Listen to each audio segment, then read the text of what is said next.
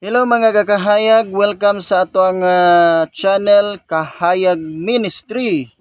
O kung bago pa ka sa atong channel, pwede nimo i-click ang subscribe button aron nga ma-inform ka sa dugang panato nga mga video dinhi sa atong channel.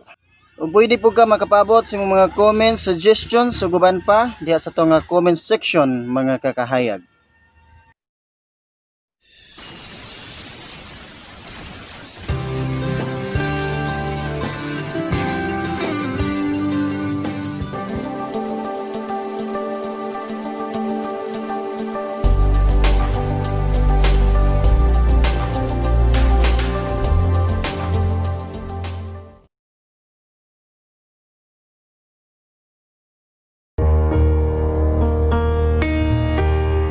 Okay, so karon mga kigsunan, anita sa atong pagtuon diha sa pulong sa Dios, mga presko nga mga kamatuoran og impormasyon nga gikan sa pulong sa Dios ang imuhang mahibaw-an nining mga tunguran. So karon anita dinhi sa giingon ni Apostol Pablo diha sa Efeso kapitulo 4. Diha ta mag-focus sa verse 22 ngadto sa verse 24. Busa hukasan ninyo ang daang pagkatao nga maoy hinungdan sa inyong daotang kinabuhi kaniadto. Ang maong kinabuhi nag-anam kangilad tungod sa malimbungong mga kailibgon niini. Kinahanglang bag-uhon gayud ninyo ang inyong mga kasing-kasing og hunahuna. Isulob ninyo ang bag-ong pagkatao nga gibuhat sa Dios sama sa iyang dagway nga makita diha sa matuod nga kinabuhing matarong og balaan. Okay? Mao kana ang pulong sa Dios ato ang hisgutan.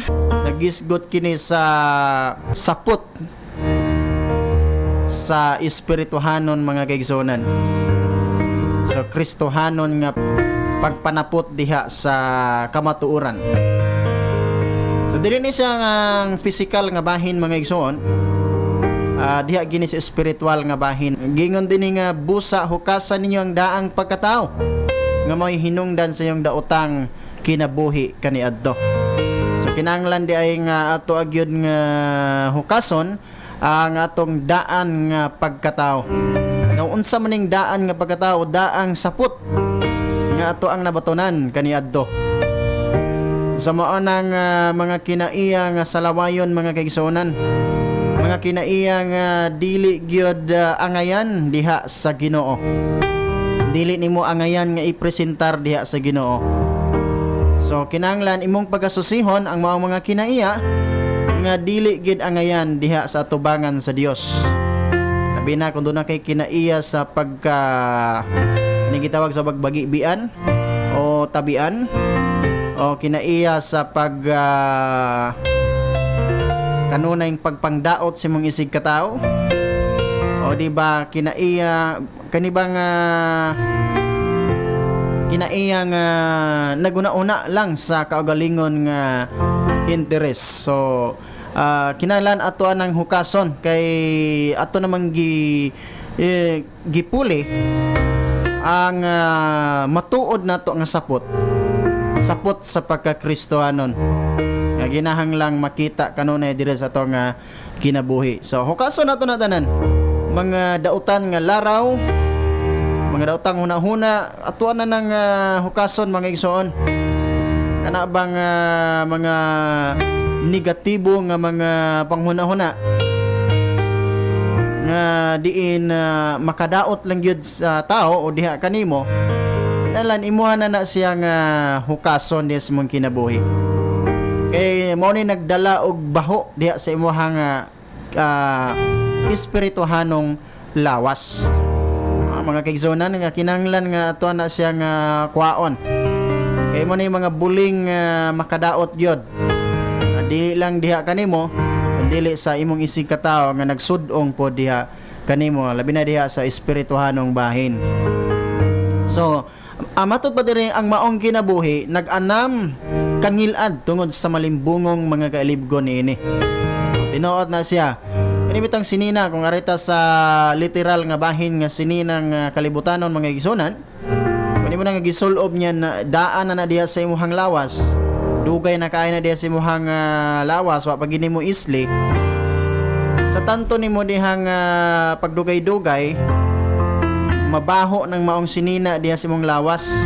Nya mo samot gyud na kabaho mga kigsunan. Bisag maligo pa ka kanunay kada adlaw, nya maorgi na imo ibalik-balik og sulob ang maong sinina. So dili gyud ka humot. Mo samot gyud kabaho. Kinahanglan nga ilisan siya. Mao po diha ang atong espirituhanong sapot. Nga kinahanglan atoan na siyang kuhaon diri sa atong kinabuhi ang maong mga hugaw, labhan na siya og ilisan sa maayong sapot. Sama na siya kanang kundo na kay kinaiya sa pagka limbungan, dapat wala na siya. Kay buling man na mga kigsunan sa imong espirituhanong sapot. Kundo na kay kinaiya sa pagbahin-bahin, wala na po na siya. Imo na po na siya nga biyaan o gihukas di sa mga kinabuhi kay di gihapon na makahatag nimo kaayuhan. Arita sa mga bisyo. So daghan kay mga bisyo nga dautan nga dili gyud kahimutan sa tong buhi nga Dios. So kinahanglan imo nang biyaan ng maong mga kinaiya, mga bisyo diya sa imong kinabuhi nga dili makatabang kanimo og sa imong pamilya, sa imuhang isig katao, maghatag lag perwisyo sa imong isig katao. Biyain na, hukasan na mga kigsunan, dili na makahatag kanimo kaayuhan diya sa mga kinabuhi. Niya nag-anam na siya kangilad diya sa imong kinabuhi, wala na hukasan na siya kay bati kay magpabilin diya kanimo. Sa verse 23 gingon dinhi nga kinahanglang bag-ohon gayud ninyo ang inyong mga kasing-kasing ug hunahuna. Nagingon sa pulong sa Dios nga bag-ohon ginato. Kumbaga atong islan og bag-ong sinina kining atong espirituhanong bahin. Nga diin atong isulob diha sa ato ang kinasuluran nga bahin. Kaning hinlo nga kasing-kasing, hinlo nga hunahuna mga kigsunan, munay dapat nga madayag diri sa tong kinabuhi. Muni sa verse 24, isulob ninyo ang bag-ong pagkatao. So muna siya nga gibuhat sa Dios sama sa iyang dagway. Naon sa may sama sa dagway sa Dios nga makita diha sa matuod kinabuhing matarong magisunan og balaan.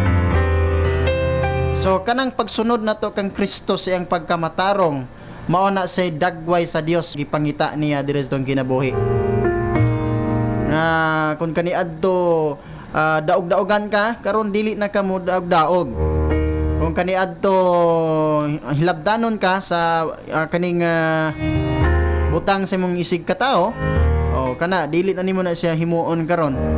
Kay bag-o naman. Kung kaniadto wala kay pagpakabana sa imong isig katao, wa kay pagpakabana sa pagtabang sa imong isig katao kaniadto, so karon imuha na nang himuon.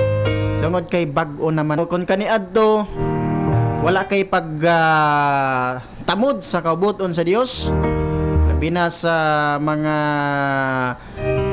ipabuhat sa Ginoo diha kanimo, diha sa pagsimba. Sa una dili ka mo simba. So karon dapat sa diha nga gibag-o nang imong ginabuhi, sa dihang gidawat nimo si Kristo nga Ginoo ug manluluwas, muadto na ka, musimba na ka sa panahon sa pagsimba.